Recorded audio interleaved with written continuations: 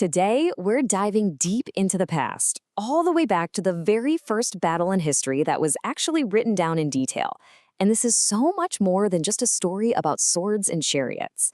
It's a masterclass in strategy, psychology, and leadership that literally changed how we think about war. So let me ask you something. You've definitely heard the word Armageddon, right? It's used to describe some kind of epic, world-ending battle. But have you ever stopped to wonder where that word actually comes from? Well, believe it or not, the answer is tangled up in the story of this one ancient battle we're about to break down. All right, let's set the scene. It's the 15th century BC. There's a new pharaoh on the throne in Egypt, Thutmose III, and he's just taken full control. But right out of the gate, his entire empire is on the verge of collapse because a massive rebellion is kicking off up north. And look, this wasn't just some small uprising. We're talking about a massive coalition of states, all led by the super powerful king of Kadesh, banding together to tell Egypt, we're done. And they chose their battleground perfectly, the city of Megiddo. See, Megiddo was everything. It sat right on the Via Maris, which was basically the economic superhighway of the ancient world. If you held Megiddo, you controlled the money, the trade, the armies. For Thutmose, losing this fight meant losing his empire, period. So what does Thutmose do? He doesn't hesitate. He marches his army of over 10,000 soldiers all the way north. And after weeks of hard marching, they come up to this huge barrier, the Mount Carmel mountain range. The enemy army is waiting on the other side, in Megiddo. And to get to them, the pharaoh has to make a choice that will go down in history. So he's got three choices on the table. There are two routes, one north and one south, that are wide, easy, and safe, the obvious paths. But then there's a third option, a crazy direct route right through the mountains called the Aruna Pass. It was so narrow, his army would have to go single file. It was a shortcut, but it was also a potential death trap. And his generals, the guys who'd been around the block, they were all thinking the same thing. No way. They basically pleaded with him, saying this is suicide. If the enemy is waiting for us in that pass, we'll be trapped and slaughtered. To them, the only sane option was the long, safe way around. But this is where Thutmose proves he's a genius. He saw something nobody else did. His logic was just brilliant. He thought, okay, if my own guys think this pass is a crazy idea, then my enemy is definitely thinking the same thing. They'll expect me to take the easy roads. So he decided to do the one thing his enemy would never, ever see coming. And just like that, against all the expert advice, he marches his army straight into the jaws of the Aruna Pass. I mean, can you imagine the tension? Thousands of soldiers and chariots slowly snaking their way through the mountains, totally vulnerable. And you know what? It worked. The gamble paid off, big time. Thutmose had called it perfectly. The king of Kadesh had put all his soldiers at the exits of the two easy roads, totally convinced that no one would be dumb enough to try coming through the middle.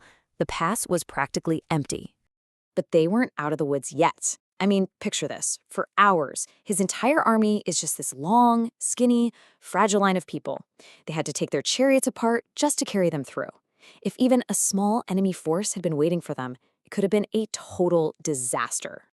And here's the thing that makes him a true leader.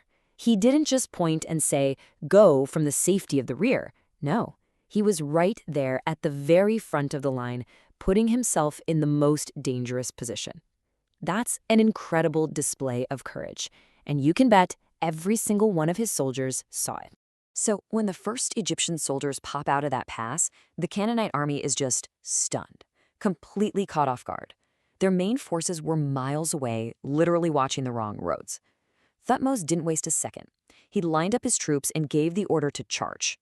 The battle was a complete rout. The surprise was so total that the enemy's lines just crumbled. The Egyptians formed this awesome concave formation that just swallowed and crushed them. It was a devastating victory. The rebels lost over 8,000 soldiers, more than double what the Egyptians lost. But just when they have total victory in their grasp, they mess up, big time. The plan was simple. Crush the enemy, chase them down, and capture all their leaders. But what really happened?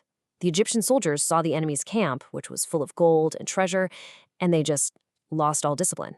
They stopped fighting to start looting. And that one moment of greed, it nearly cost them everything. While the army was busy grabbing loot, the king of Kadesh and the other enemy leaders managed to run for it.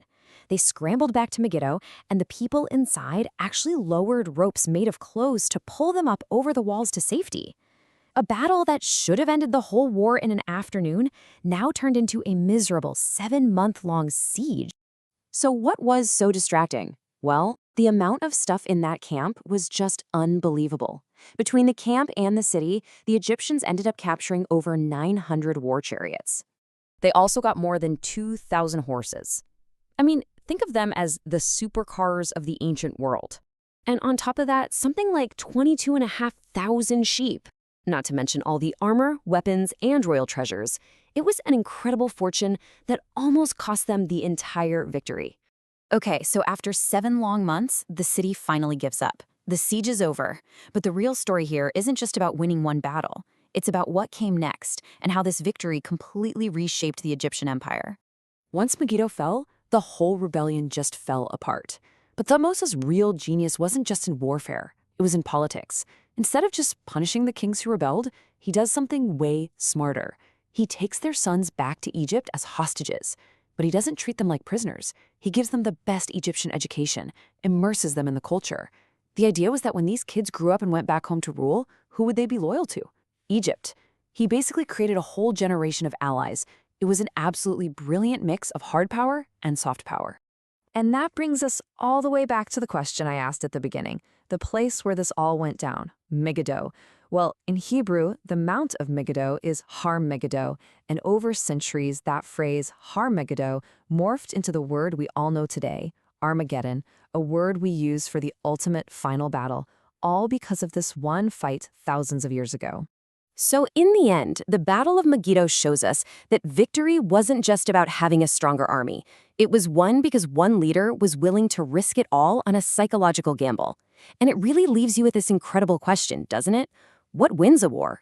Is it just overwhelming force, or is it about outthinking, outsmarting, and outmaneuvering your opponent before the first sword is even drawn?